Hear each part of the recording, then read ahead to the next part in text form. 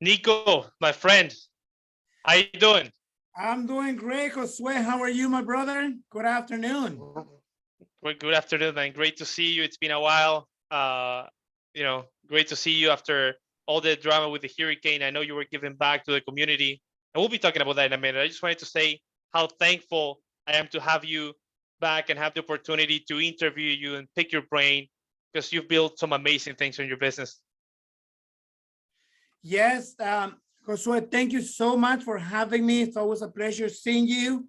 Last time we saw each other, I think was back in Orlando for family Yep. reunion, was it? Yep. Yeah.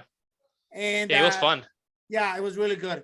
So always a pleasure to see you, my brother, and an honor and grateful to be here with you guys. And you know, hopefully, what we talk about today, some people will take some good nuggets so they can use that in their business, and learn a little. Hopefully, Love it. Love it. I agree. So, Nico, before we jump into business, I would like to also, dive a little bit into your personal life. Before real estate, what were you doing? And how long have you been actively selling real estate? okay. So, Josue, fair disclosure, you have to keep me within time because I can talk forever. So if you see me derailing or just continue talking, by all means, stop me because otherwise we'll stay here forever. But I'm very Sounds good. respectful and mindful of everybody's time, so I'll keep myself short and sweet.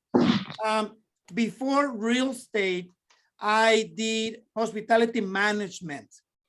So I'm originally from Quito, Ecuador, South America, and I've been in the United States for about 20 years now. I originally came to school, so I earned my bachelor's degree in hospitality management in Connecticut. So that's what I did all the way from 2004 to 2010. And then I jumped into real estate. So I've been doing real estate full time, and I'm knock on wood and very grateful to God for 10 years, 11 years, real estate. So my background is hospitality management, hotel administration. And that's why I think, no, that's why I know that what really set me apart from my competition is my customer service. Josue, like I always said, it's anyone can sell a house. You get your real estate license today, you can sell a house tomorrow. The question is how many times you can repeat that. And unless you have a solid 5-star superb customer service, then you'll be in trouble. So service first and foremost is my number one thing for my business. I agree. And you know what? Like we talked about it. And one of the reasons why I brought you into the podcast is because I've seen your presentations and I've seen your classes in customer service and what you do for your customers. And it's unbelievable. So I'm grateful, man, that you'll be sharing those details with us. Now, how about your family? So, you've been here for 20 plus years. I know how many family members you have. Do you have any kids? Yes, so I have happily married for 12 years now. I have one son. His name is Nico, and he's 8 here in Naples. Then, as far as my family, I'm one of 4. I have 4 more siblings.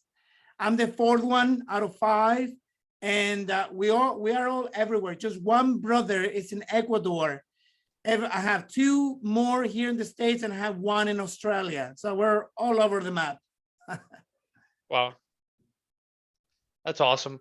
Now, thank you, Nico, for sharing that. By the way, I have a quick question for you, and I meant to ask you this before.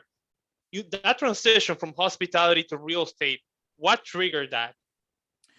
Great question, Josue. So I'm someone that I'm very entrepreneur when it comes to, I love business.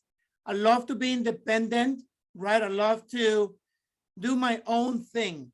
So working for hotels for all that time taught me, of course, discipline, structure, concepts. But then it wasn't for me the 9 to 5 job, and especially being in the hotel industry, you work every time, holidays, Christmas, you're working, right? And of course, it's not as rewarding when it comes to the compensation for what you do. What I did love about is the being with people, provide service. I love that. I'm a passionate serviceman when it comes to that. I love to serve. And that's why the next thing for me, because I asked myself, what is it that I can do that I can help? Number one, help people, right? Coming from contribution. Number two, that I can make an impact on that service for people. And number three, I can make money. And real estate was no brainer. And this is what I always say, Josue, when you look at what we do as real estate professionals, when we look at it as a service that we provide to help people at a highest level, trust me, the money is just a byproduct of what you do. If you're passionate and you love it, the money will come 100%. So that's why out of my three things, the money was the third one, because that's just a byproduct of doing what you really love, helping people.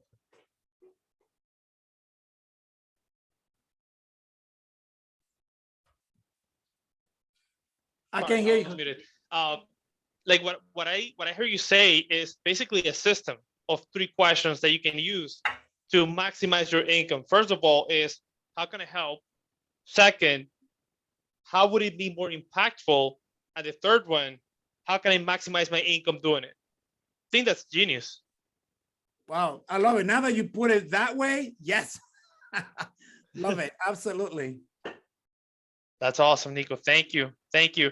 Now, you came into real estate in 2010, and that was definitely a recovering market from the big crash we had in 09 and 08.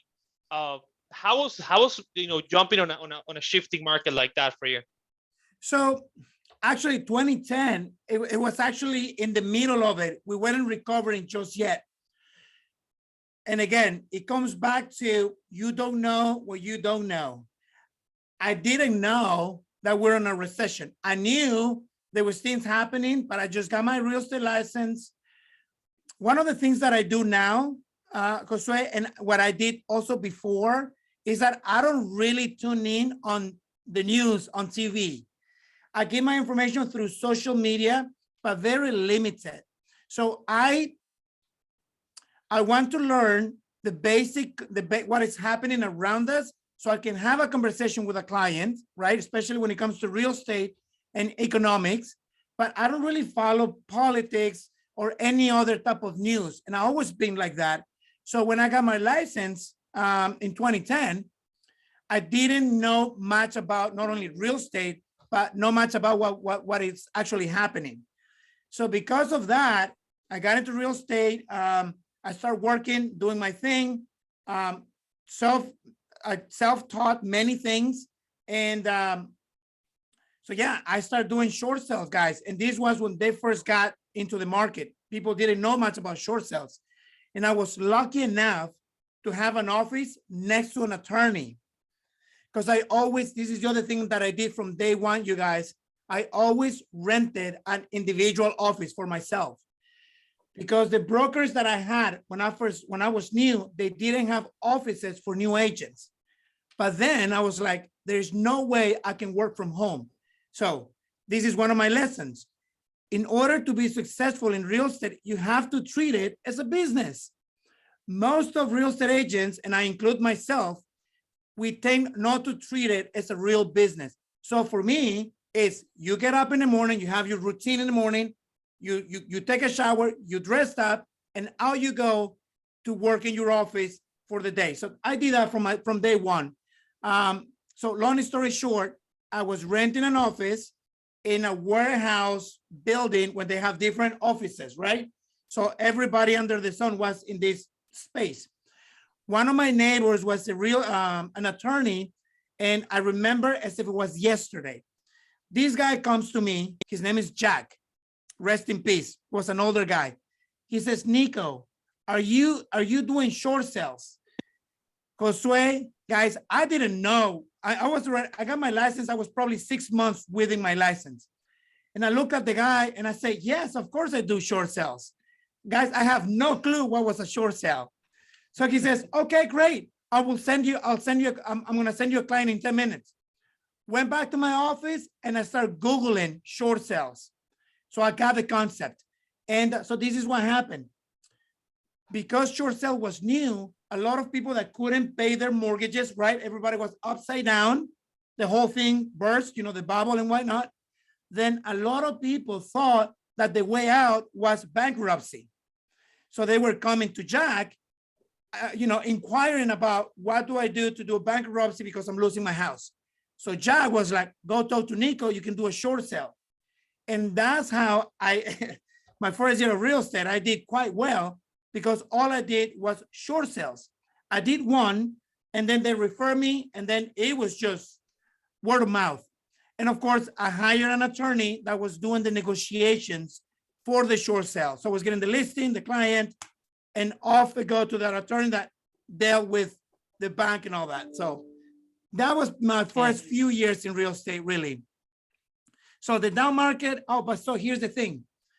Within 2 years, so in 2013, 2014, things were shifting. Now I was into a shifting market. Of course, I was with other brokerage that they didn't know what they were doing. But my naive Nico, my thought was this. The last 2 years, I've been doing short sales and foreclosures, working with investors. And then I said, now that the market is shifting, I'm doing great on a down market. When things get healthy, I'm gonna do great. That was my thought. Little I know that it's too even though I was doing good in the down market, healthy market are completely different. So most of my investors couldn't afford those homes anymore. There was no more flips. So I ended up being from very busy agent to nothing, and then rebuild my business in a healthy market, which is completely different. So I went through a rough patch before things took off again, so to speak. Okay.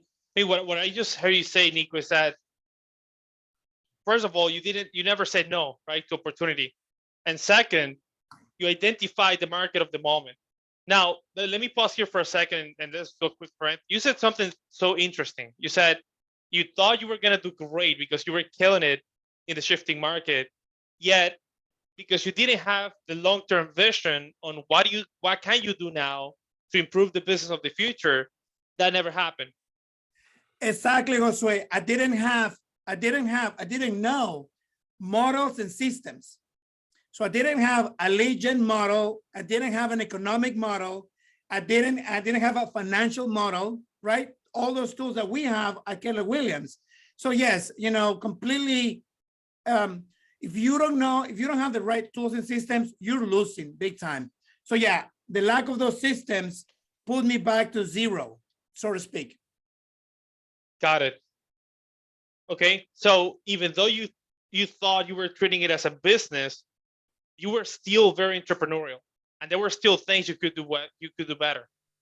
Oh, it's always, even now, Josue, the learning never stops. There's so many things now that I can improve and doing much better, and yet it is a work in progress. And that's what we always say, right? You have to come from, always be learning based. And I'm a huge fan of that, because every day we learn something new. Every day we make mistakes, and I'm huge with mistakes. I love it. The more mistakes I made, I'm telling you, it makes me happy, because it's one thing that more likely I will not do in the future.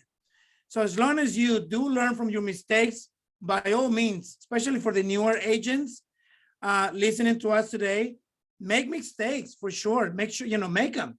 Be proud of them, but learn from them, right? That's the only way. Yeah, and clearly, I mean, sometimes you win, sometimes you learn. And there's a really cool book. Let me share it with you. I have it here on my bookshelf. I love it. It's called Move Fast and Break Things. Oh wow! I'm gonna write it down. Hold on one second. Is it good? Move Fast. Yeah, it's really good. Awesome. I'm a huge proponent of messing up. the more you mess up, the more you learn. If you have never messed up, it's first of all, it's boring. And second of all, you haven't learned anything. Yeah, and Jose, that's exactly what I said to my team. I said, hey, I don't care if you make mistakes. Just let me know and fix them, come up with a solution and learn from it. That's it. You have to allow them, you have to allow yourself, and you have to allow the people around you to be okay making mistakes. That's the only way you're going to improve. Love it. Taking great notes, man. This has been amazing. Thank you. Awesome. Yeah, I love it, man. Thanks. All right, so let's go ahead and jump into your business on the last 12 months, Nico. Just for people to understand what kind of business you're doing right now. On the last, from January until now, year to date, how many units have you closed? All right, so 2021, we did over 75 units and we closed like 22 million plus, 22.5, almost 23. Now, 2022, year to date, January until now, we have about 45 units and we are up to 16.5 million in volume. And this is a shifting market. So you can already see the difference, right? If the goal now, my goal for 2022 was 30 million. But of course, we didn't see the shift of the market so drastically. And I lost some of the members of my team. So many factors slowed me down. So my goal now, still 30 million, because you never drop your goal.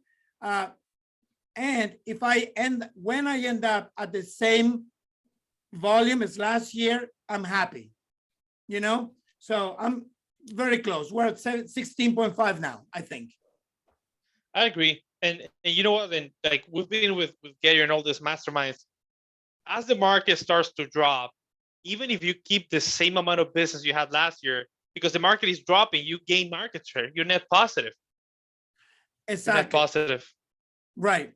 Yeah. Our business, regardless how good you are, it will fluctuate a little bit at the same level as whatever the market is dictating at the moment. So.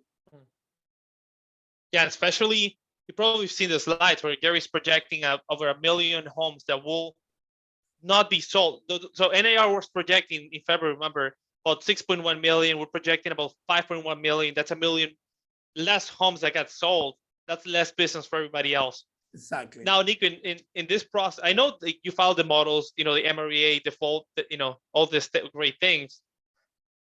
And this question was not on the package I sent you yet. I'm curious to hear your thought on that. To me, it seems like sales volume at some point hijacked profit. So how important is for you to keep a healthy profit margin, and how do you make sure in your business you have an actual healthy profit margin? I love the question. Guys, I am frugal as it gets. If you hear, oh, frugal marketing, that's me. I don't spend too much money on anything, really. I'm very strategic. I'm all about profit. And of course, it says, I lead with revenue. That's the only way. So now that we have a shifting market, I'm cutting a lot of cost, right? I'm keeping what's essential when it comes to marketing and systems that I use in order to create business, but everything else, I'm cutting back. Even in my personal life, we go out quite often to eat. I'm cutting that back, right? So there's so many things that I'm doing now to protect profit. But yeah, so that's pretty much, I'm all about revenue. I'm all about profit. If it doesn't make sense, I don't do it. I love it. And just to pick your brain on that, what's the one thing you're spending money on that is generating the highest ROI in your business?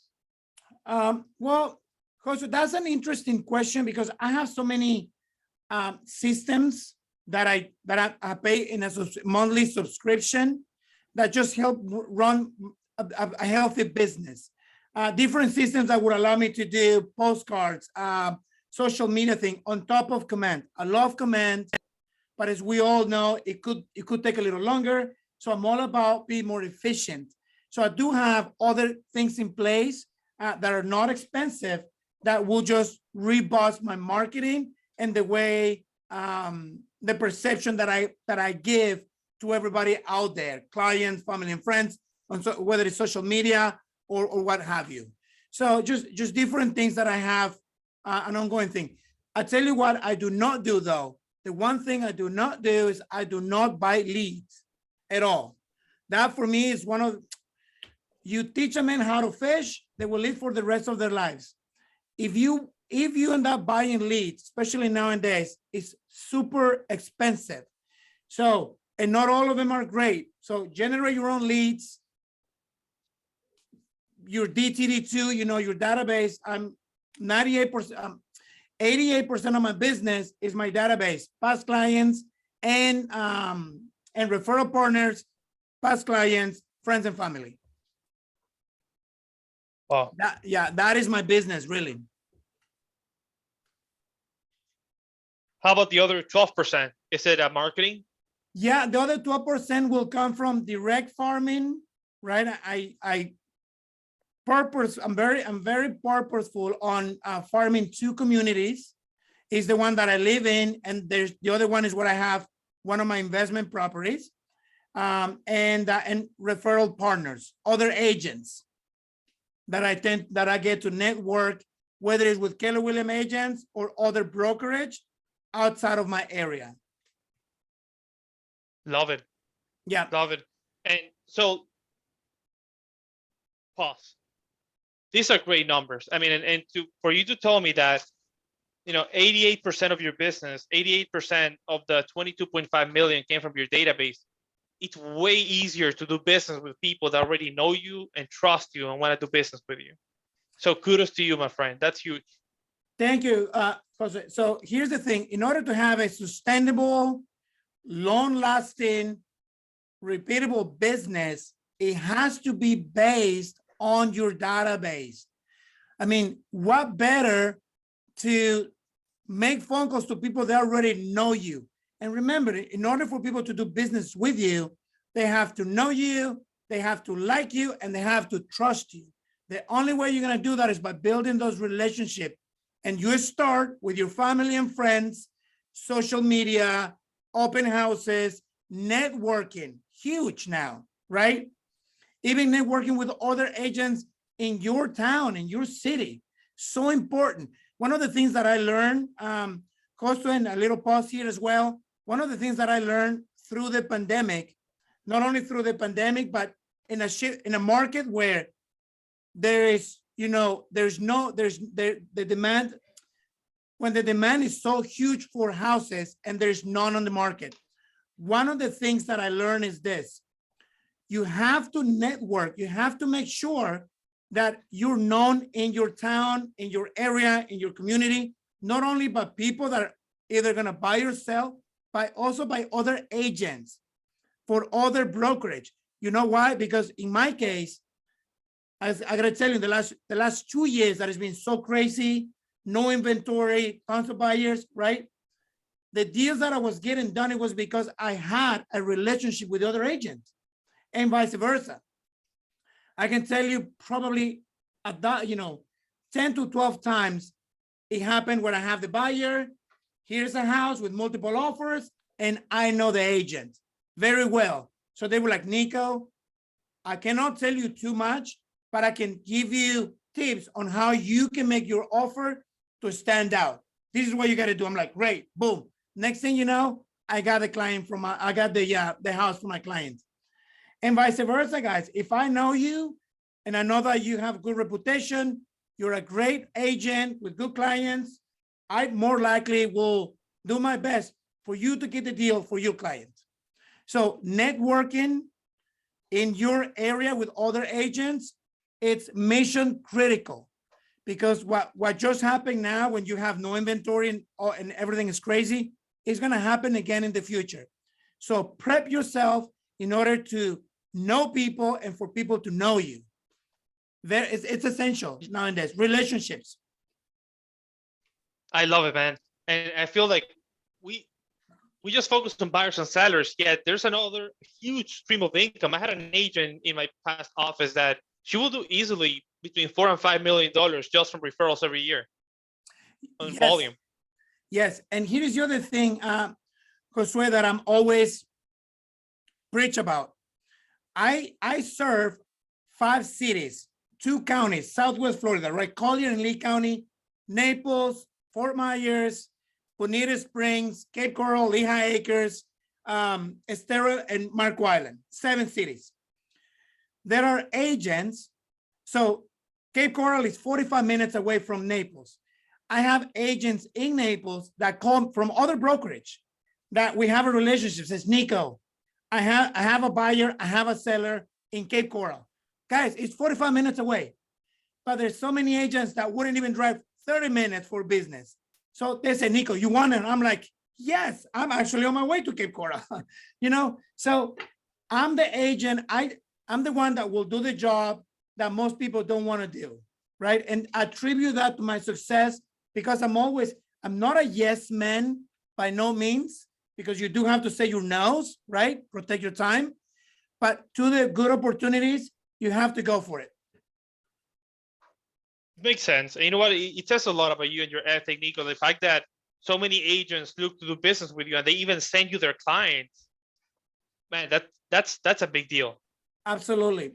And everybody That's has a that big deal. opportunity. Just get to know people. Go to networking events of agents and realtors. Nico, so jumping into what you do best, right? Jumping into what you absolutely killed it at, which is customer service and generating more listings from that. I'm curious. You said that customer service is the thing. I'm just reading verbatim. Customer service is the thing that set you apart. And if it wasn't because of that, you wouldn't have had a solid business.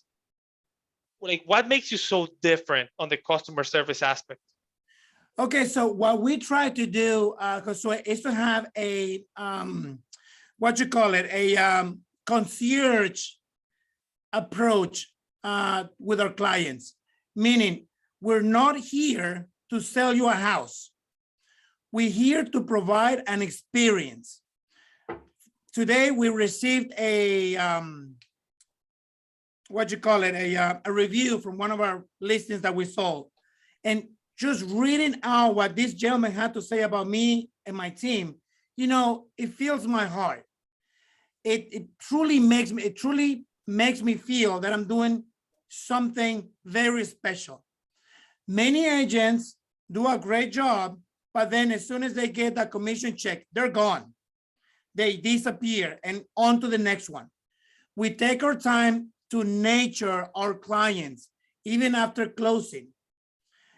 During the transaction, forget it, because they will never, I prefer my clients to complain about my over communicating that complain about, hey, what's happening?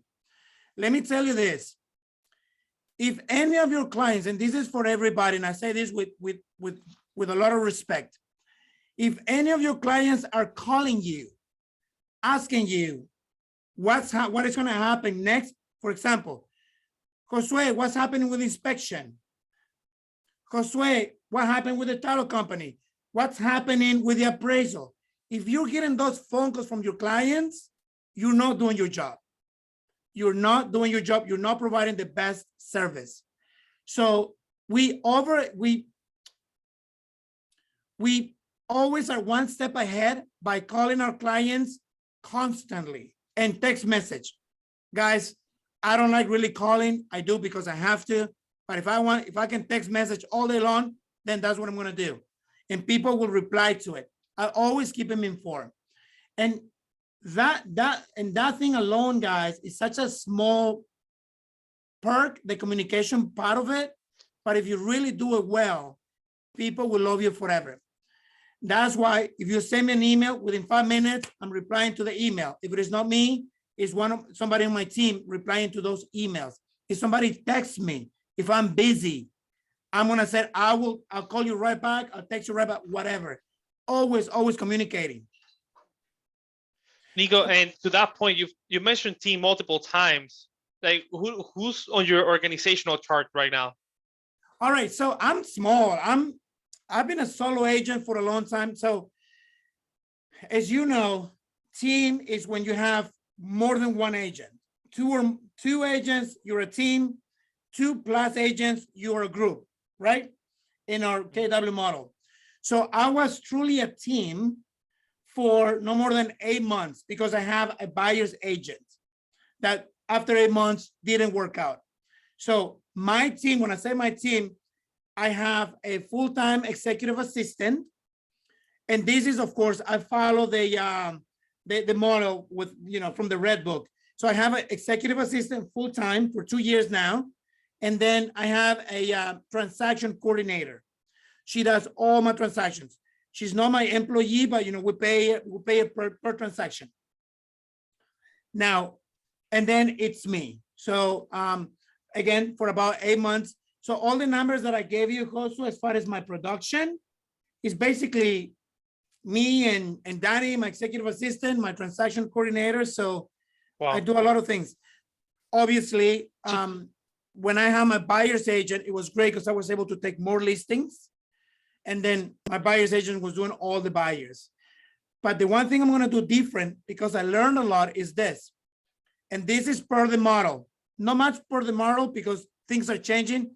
But my next step, so for an agent that is building a team and is getting busy, you start building a team when you're jeopardizing service. That means if you have too much going on and you're dropping the ball because you're too busy, then that's where you start building a team. Otherwise, you're not going to grow. You're going to hit a ceiling of your own ceiling, and that's it. Unless once you get people leverage, that's where you start going up. So for me right now, guys, since I have an executive assistant, I have a transaction coordinator, I'm no longer going to pursue a buyer's agent. What I'm going to do, and this is getting very popular, guys, it is to get a showing assistant. And I know many top agents within our organization that have that model. Instead of a buyer's agent, they're using showing assistants. And oh my God, they're killing it. Now, let's say that you have a showing assistant that is great. The dynamic is great. And then you can see this person in your team, then you make them an offer to become your buyer's agent. So you're gonna date them first. And if they're proven to be good, then you can invite them and say, hey, would you like to be my buyer's agent? So, and then you get a second buyer's agent, and then you get another assistant for your assistant. So, the model that we have. So right now, it's me, Danny, my executive assistant, my transaction coordinator, Suzanne, and I do have a showing assistant that is pretty much standing by. Anytime we need her, she steps in. No, and I love that you shared that, Nico, because I feel the word team has gotten so popular, and there's a bunch, a bunch of teams that are really not teams. They're just a lot of people in the same room, or a bunch of people connected to one agent's credit card. That's all it is. There's no team in that sense. So the fact that, and this makes absolute sense, now I see why your customer service is so good. You have a full-time admin that helps you make more money because you have more time. And on top of that, you have a transaction coordinator. That's phenomenal. And the best part about it is that even if you're new, you can just hire one from day zero, to do everything for you. Jose, I'll give you, yes, exactly. So here's the thing, guys. It's all about perception. Great customer service is a perception. Of course, you have to provide it. If I'm going to promise you the moon, I better deliver, right? But it is a perception. Let me give you an example. Let's say, Jose, you become a client. We have a consultation. Let's say you're a buyer. I'm going to see you in my office and do a 30-minute consultation, right? Then I build a relationship. We get the information exchange and whatnot. The next day, I'm sending you a note, a little letter on a KW flip note, thanking you for your time and the fact that you're here and that we're going to do business together, right? Then Danny's sending them an email introducing himself. Then once we go under contract, I have Suzanne stepping in to do the transaction. So here you, Josue, saying, oh my God, the communication is great, and I have all these people calling me, making sure that I'm doing okay, doing their follow-up, making sure that we're on top of things. So that's the service I'm talking about. The other interesting thing that you just say at the end, Josue, oh my God. Okay, so here's the other thing. As a new agent, when I first got to Keller Williams, 2017, I have no, oh, by the way, guys, no production at all. I was a $1.2 million a year in volume before I came here, right? So the first thing that I did, it was hire a transaction coordinator. So from the beginning, I already have that leverage. Taking care of paperwork, you guys, it takes a lot of time, of your time, and it will prevent you from doing where you do best. Build relationships, show houses, go on leasing appointments, etc., etc. So getting a transaction coordinator, it will make a huge difference in your business. Now you may say, Nico, but I don't have money to pay them. Any transaction coordinator will charge you somewhere between $250 to $400 or $450 per transaction. Here is the beauty of it, guys. Let me give you a little tip. In Keller Williams, and by the way, talk to your broker or your team leader for that matter. In Keller Williams, we do not charge a transaction fee. You know, every other broker have some kind of transaction fee, processing fee, however you want to call it. We don't. But yet we are allowed to charge it if you wish to. So from the longest time, I've been charging $295 per transaction to my buyer or my seller, and that offset my payment to my transaction coordinator, who is a $400.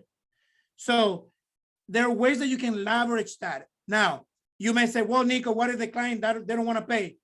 Then all I say, so Jose, you go and says, well, Nico, I don't really want to pay any transaction fee.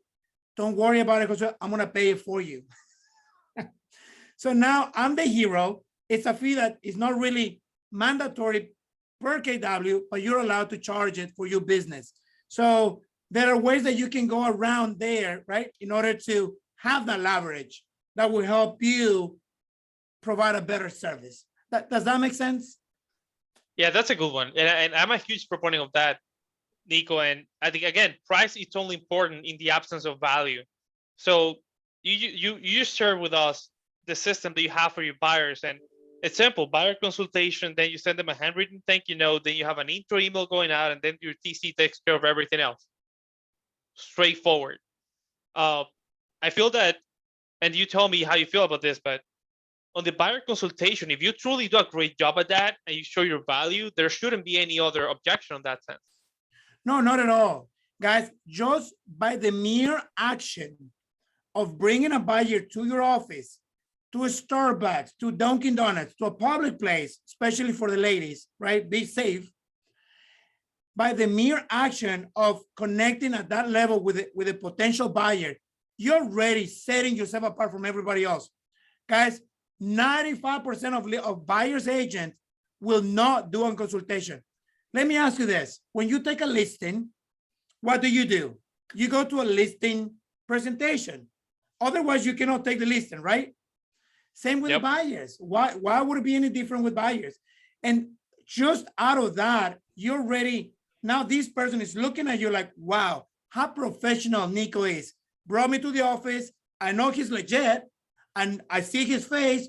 Great office. We all have beautiful conference rooms in our offices, right? Let's take advantage of that. And very simple consultation. We have him on our KW University. And yeah, just out of that, you guys, they're already putting you in the next level. Everyone, most people nowadays either know an agent or have worked with an agent. More likely, none of them have said to Josue, oh, come to my office. Let's talk about it. Let me give you a free buyer's consultation so we can know each other and I can, see how I can serve you better. You said something interesting. You said, let me give you a free buyer consultation. It's all perspective, as you said it. It's all perspective. It's all value. It's, what value are you giving them, right? We have some Facebook post that we do, a paid ad that will say free buyer's consultation. Click here for your appointment. Because that way, and even just to establish the relationship. I'm in the office all day. Sometimes I don't have showing. Sometimes I do my lead generation in the morning and I have a free afternoon. If I have some appointments of people just wanting to know what does it take to buy a house, I'm going to schedule them in the afternoon. You see, you're creating momentum and then you're building relationships. Now, let's say that you don't know how to buy a house. You probably don't even have a good credit. But if I have you over the office, we get to know each other. I can recommend you my lender. They'll run your credit. Now they tell you what you need to do in order to be prepared to buy. Now you're a nurture. Now I'm going to put you in my database command, and I'm going to start sending you. I'm going to put you on a drip. So now I'm building that connection. And remember, I already sat down with you. You already met me. You already talked to my lender. We already know your credit. We already know what you need to do in order to buy. So all those things that, especially now with this shift of the market, is very important to build those relationships in that way. Show up to your community meeting where you live. Show up to the brunch at the clubhouse in one of the communities that you're familiar with. Now it's time truly to build those relationships. People are not calling anymore. Hey, Nico, come and get my household. I don't get that anymore. So now I have to be very intentional on putting myself in front of the people. And that's Nico, I have a question for you. Yeah, on that same lane, like you're providing such a great service and you have these systems, and I imagine your admin has specific checklists and stuff like that you guys use. For the future, I would love for us to have a second part of this discussion to talk about that. Yes. I would love to know the specifics. And yet I have a question. When you mentioned lead generation. So you said that 88% of your business comes from your database. You mentioned that you're still lead generating in the morning and then you have appointments in the afternoon. How does your lead generation look like right now?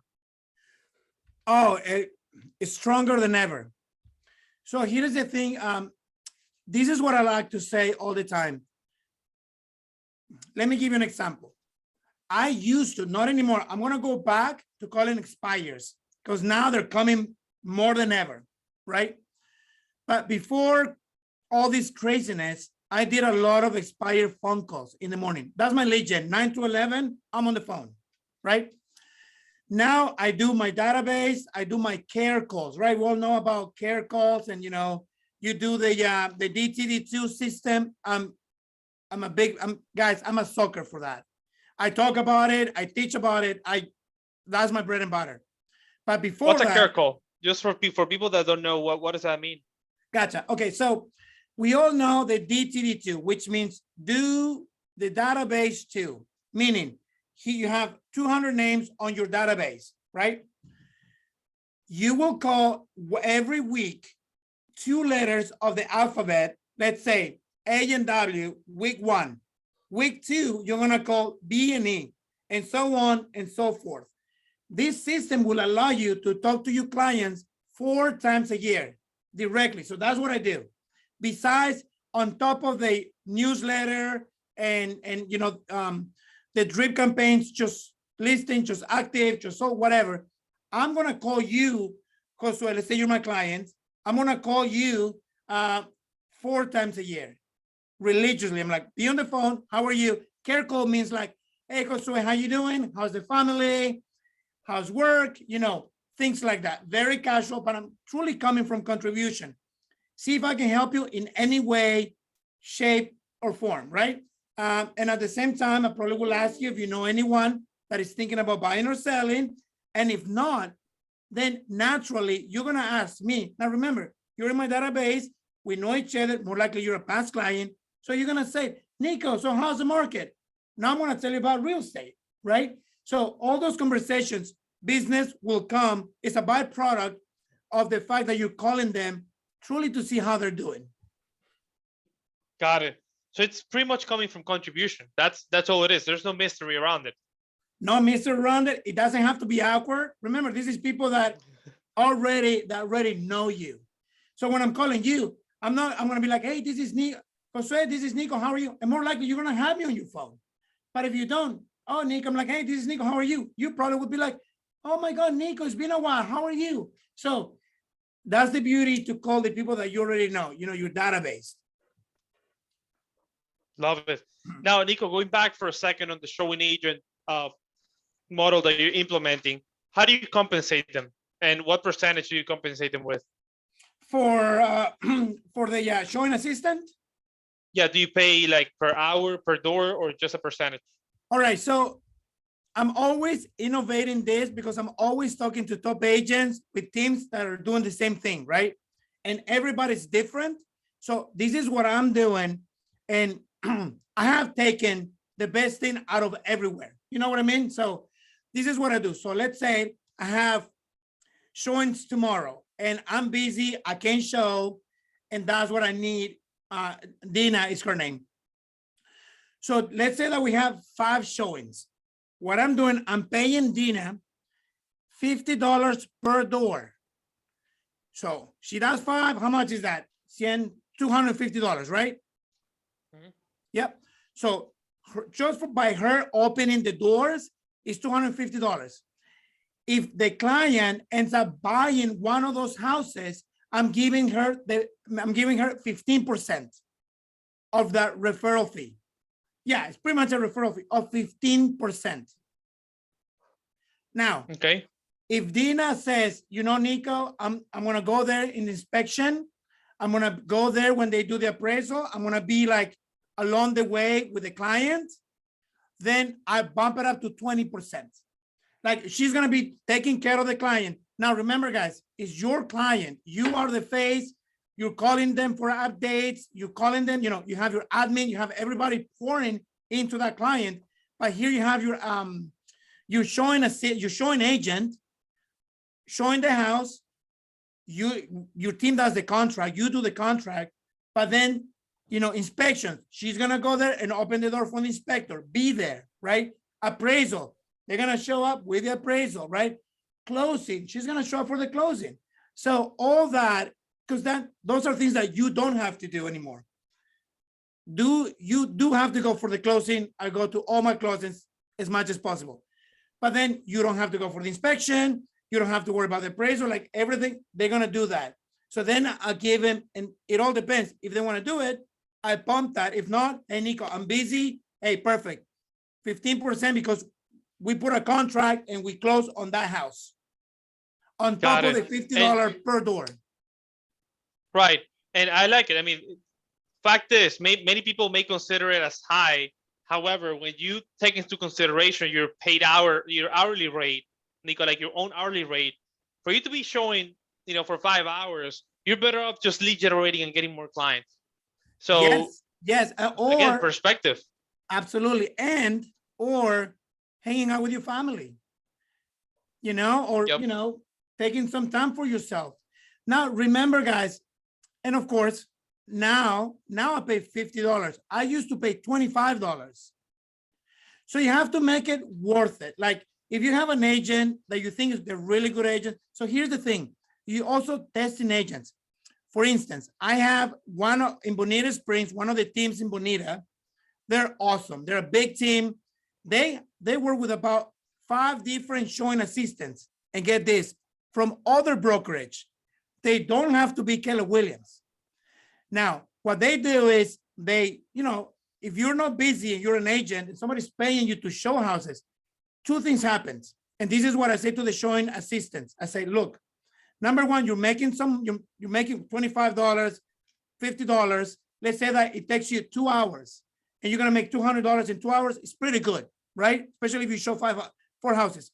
Now, the other thing to think about is that if you start showing, and let's say that your price point is 500 to $1 million. Now the agent will have the opportunity to walk and show these beautiful big houses. So it's also an experience, a learning experience for these people. If somebody is willing to do showing assistant, it's because either they're new or they just want to make extra money and they want to learn. What better learning than to go and show houses at any price point? Like it's all, and that's your pitch. That's what you say to them. Listen, You're making this money. If they're making a contract, it's 15%, and you get to see beautiful houses. You get to be on the field. You get to learn the business. And once, if this person is the best and you really like them, now you can invite them to be part of your team as a buyer's agent. I love it. Because I hear you, and what it sounds like is, Nico, you're building your organization, and you always want to have a bench of talent. That's what I heard you say. They said you're testing these agents, you're qualifying them, you're making them better, and then again, they're part of your bench. That way, when you get to that point in which, man, I need a buyer's agent, you have this person that you've been grooming for I don't know how long, and they're ready to do a great job. Absolutely. And also, you're already establishing trust. And of course, they have to be good. If they're not good, guys, don't waste your time. There are plenty of talented people. And I remember, whomever is working in your organization, whether it's a buyer's agent, whomever, you have to make sure that these people provide the same level of service that you're providing.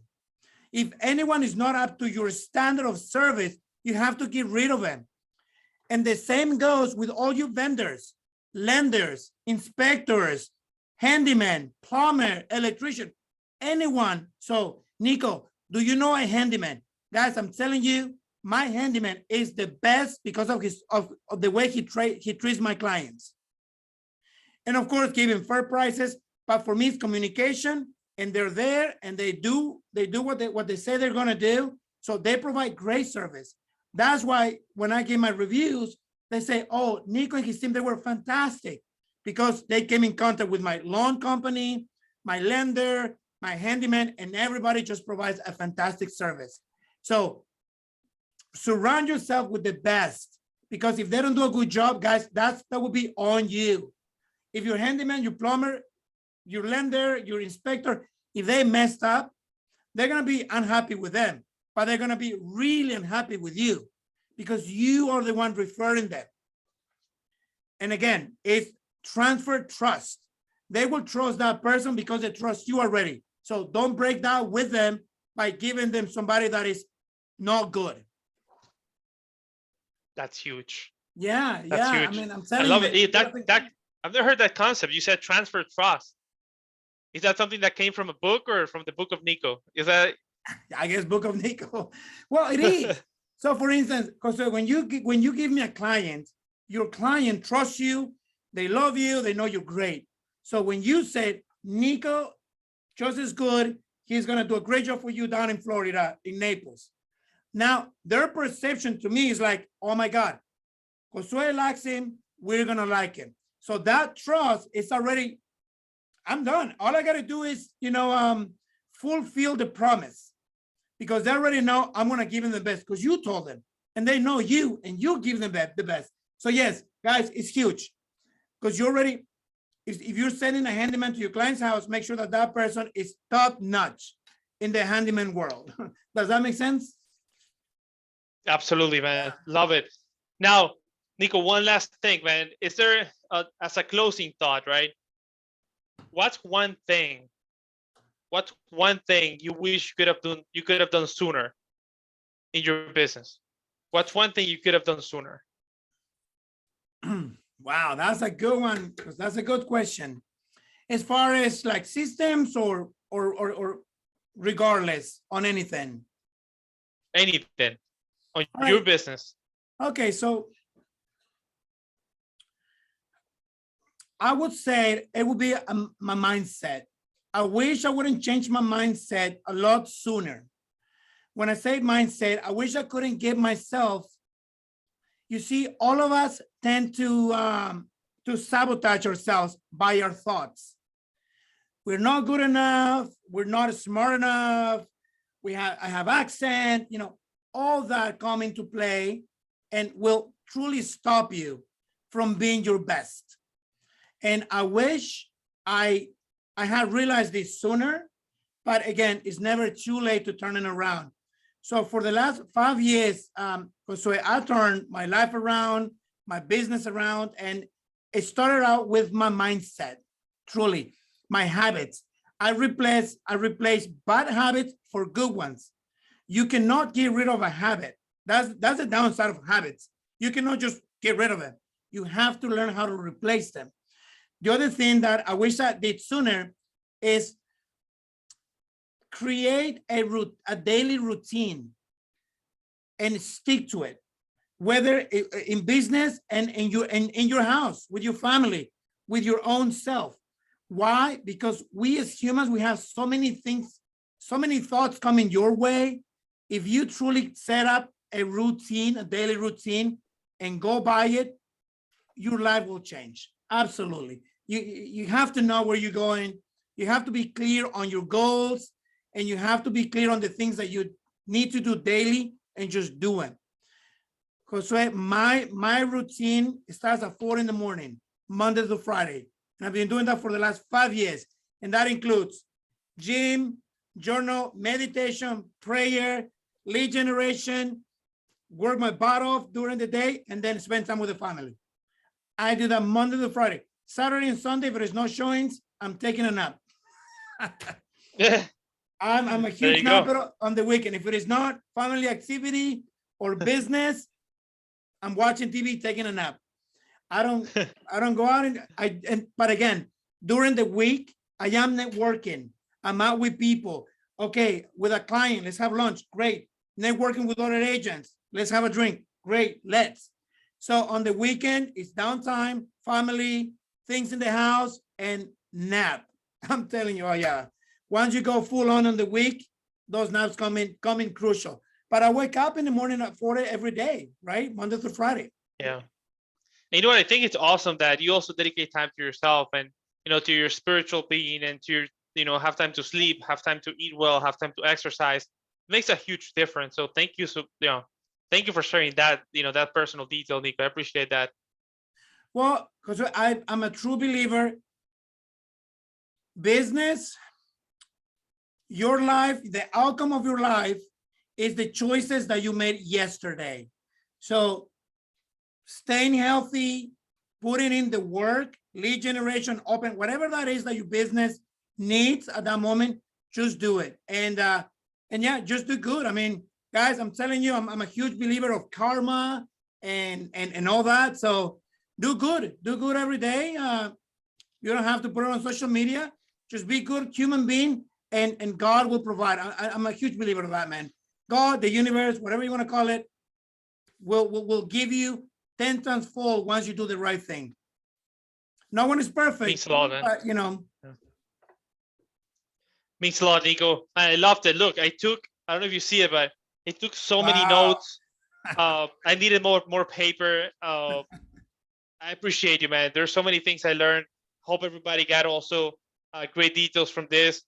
And just wanted to say again, thank you for your time. And man, I'm looking forward to seeing you again in February in California. Yeah, I can't believe that it's already an hour. Wow, I wish we can stay longer, but I'll be more than happy to come back next time to your show.